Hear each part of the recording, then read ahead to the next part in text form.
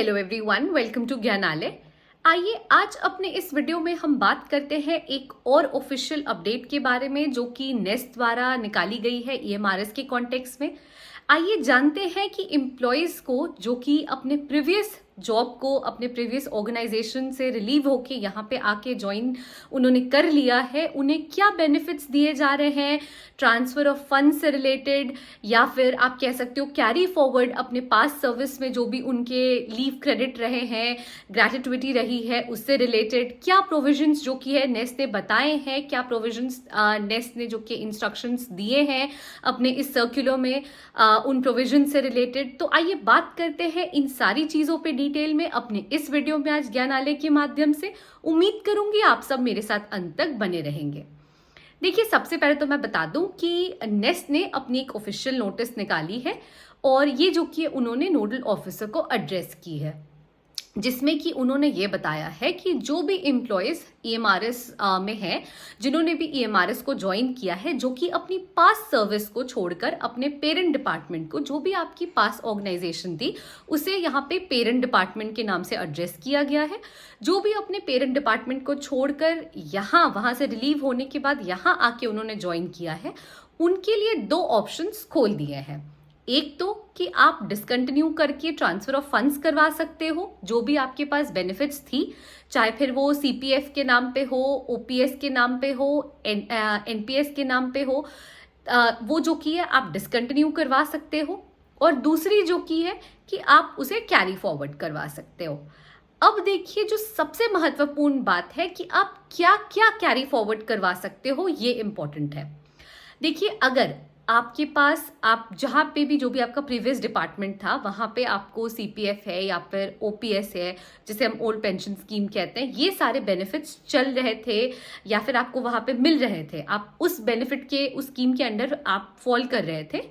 तो वो जो की है आपको डिसकंटिन्यू ही करवाना होगा, वो जो की है डिसकंटिन्यू ही होगा, क्योंकि वो नेस्ट द्वारा आगे कैरी फॉरवर्ड नहीं किया जाएगा। प्लीज समझ ले, अगर आप ओल्ड पेंशन स्कीम के अंडर फॉल कर रहे थे, यानी आपको ओल्ड पेंशन स्कीम की जो बेनिफिट्स है वो आप अवेल कर रहे थे। देखिए, हालांकि ये शायद ही एक आधा राज्य में चल रहा हो, जैसे राजस्थान,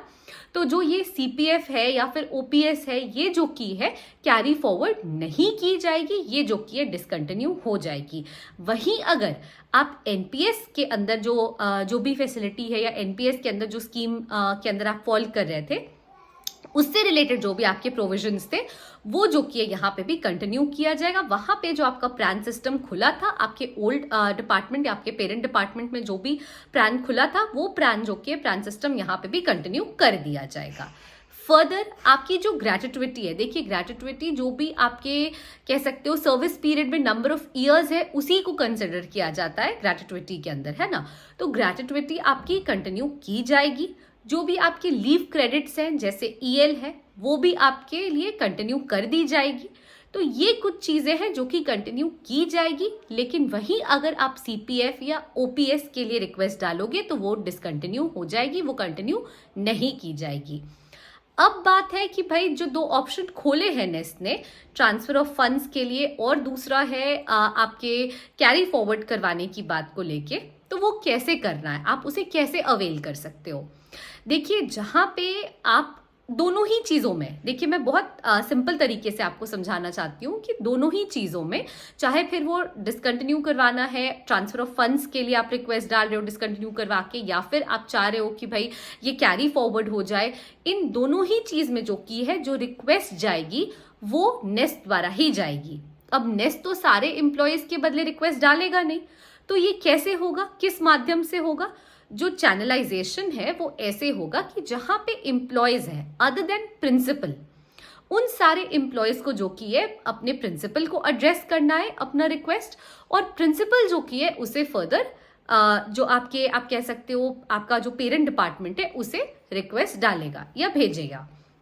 वहीं अगर आप खुद प्रिंसिपल हो और आपको ये जो कैरी फॉरवर्ड की बेनिफिट है, सपोज इसे अवेल करनी है, या ट्रांसफर की बेनिफिट है उसे अवेल करनी है, तो उस केस में आपको डालना होगा, आपको ये जो कि अपनी आप कह सकते हो रिक्वेस्ट है, ये आपको स्टेट सोसाइटी को देनी होगी। ईएमआरएस स्टेट सोसाइटी जो कि है इसे फर्दर आपके पेरेंट डिपार्टमेंट को भेजेगा। देखिए, आपका जो रिक्वेस्ट है वो आपको प्रिंसिपल को या स्टेट सोसाइटी को दे देना है। प्रिंसिपल और स्टेट सोसाइटी इसे फर्दर जो की है आपके पेरेंट डिपार्टमेंट को भेजेगा। वो जो कि ये रिक्वेस्ट डालेंगे कि भाई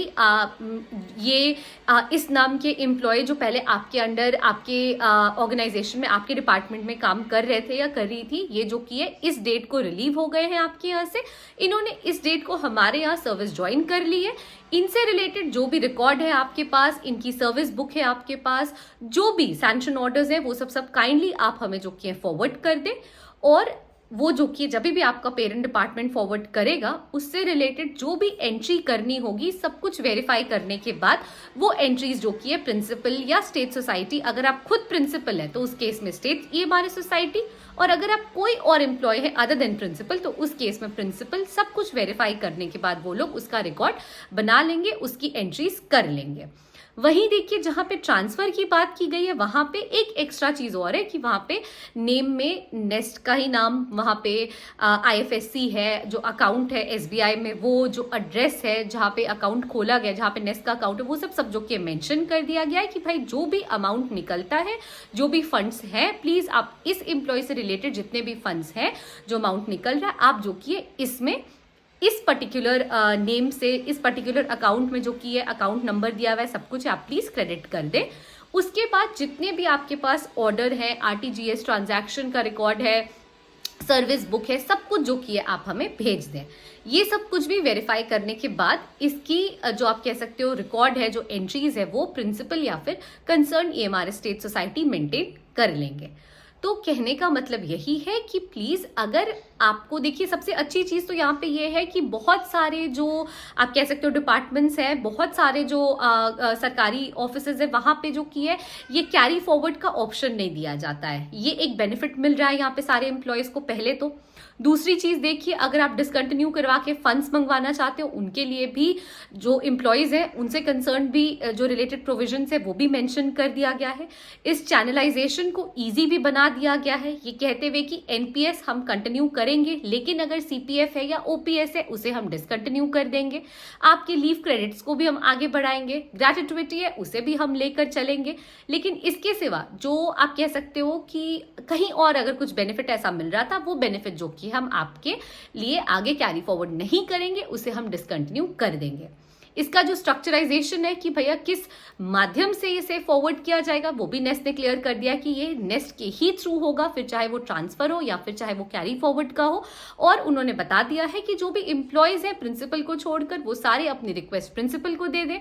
और अगर कोई प्रिंसिपल है जो इस बेनिफिट का या इस सर्कुलर में रिलेटेड जो प्रोविजंस मेंशन्ड है उनका जो की है आप कह सकते हो उन्हें अवेल करना चाहते हैं, तो वो जो कि स्टेट सोसाइटी को दे दे। और प्रिंसिपल या स्टेट सोसाइटी द्वारा ही रिक्वेस्ट जो पेरेंट डिपार्टमेंट है, जो पुराने डिपार्टमेंट है उस एम्प्लॉय के, वहां पे भेजा जाएगा। हाँ, एक और चीज जो मैंने नहीं बताया है वो मैं यहां मेंशन करना चाहूंगी कि फर्दर रिमाइंडर्स भी आपके बिहाफ पे, फर्दर रिमाइंडर्स भी प्रिंसिपल या फिर स्टेट सोसाइटी ही उस पर्टिकुलर जो आपके पुराने डिपार्टमेंट है या पेरेंट डिपार्टमेंट जिसे आप कह रहे हैं वहां पे डालेगा।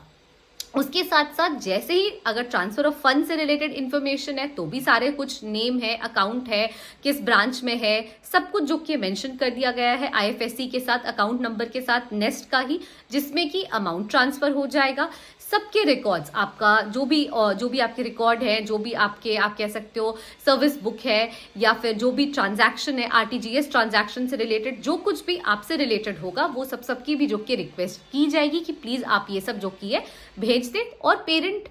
डिपार्टमेंट जैसे ही ये सारे इंफॉर्मेशन भेजेगा, चाहे फिर वो प्रिंसिपल हो या फिर वो स्टेट ईएमआरएस सोसाइटी हो, सब कुछ वेरीफाई करने के बाद इसकी एंट्री कर लेगी और फर्दर जो कि है इस पे वर्क किया जाएगा और आपका या तो अमाउंट आपको दे दिया जाएगा या फिर जो कि है आपका जो कैरी फॉरवर्ड का प्रोविजन है वो जो कि लागू कर दिया जाएगा। तो देखिए इस पूरे चैनलाइजेशन को, इस पूरी प्रक्रिया को बहुत ईजी बना दिया गया है। नेस्ट ने बस इतना कहा है कि ये जो कुछ भी होगा वो सब कुछ नेस्ट के द्वारा ही किया जाएगा। आपको नेस्ट को लूप में रखना है। आप खुद से बीइंग एन एम्प्लॉय ऑफ